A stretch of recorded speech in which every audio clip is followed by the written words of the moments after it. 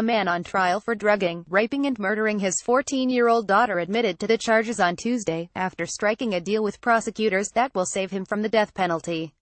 After gaining custody of his daughter Alicia and son in 2005, prosecutors say Mark Masidi, 49, raped his daughter over several months, using a cocktail of drugs to put her into a sleep while he filmed the repeated molestations. It's believed that Alicia died after being given one of these lethal cocktails in August 2006, around the time that she was reported missing. At the time, Masidi said his daughter went on a camping trip with friends and never returned. Her body was found 3 years later, buried in the backyard of her father's former Ceres, California rental home. After discovering her remains, investigators carried out a search warrant on Masidi's new apartment in Los Angeles, and found that he was cooking meth there. The murder trial took so long to get going because Masidi first had to be tried in Los Angeles on the drug charges before being extradited back to Stanislaus County for the murder trial. There were further delays when Masidi first tried to represent himself and the original judge removed himself from the case. The trial finally started 6 weeks ago, when the jury was seated. During the more than a month of testimony, the jury was shown about 100 child pornography images found on Masidi's computer, including 54 showing Alicia and her father. In addition to the charges related to the abuse and murder of his daughter, Masidi was also accused of sexually assaulting 2 other girls, an 8-year-old who lived in his apartment, and a teen who he befriended who was 16 and 17 times at the alleged attacks.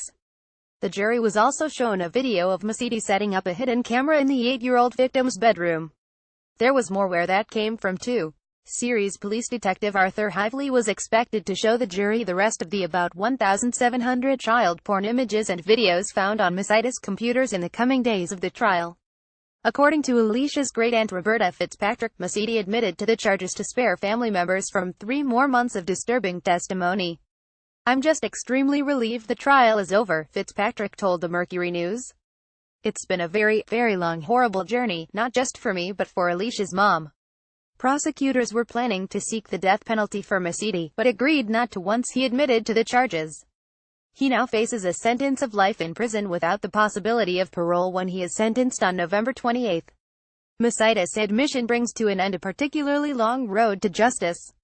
Perhaps worst of all, is that Alicia's murder could have probably been prevented if a Santa Ana County judge hadn't given Masidi custody of his son and daughter in 2005. Judge Vincent J. Chiarello awarded Masidi custody of his kids when their mother Roberta Allen was deemed unfit by a court investigator who found that she battled with depression. But Masidi had demons of his own which were known to the judge as well, according to court documents. In the 7 years before he was awarded custody, Masidi had been convicted of state and federal charges including bank fraud and drunken driving.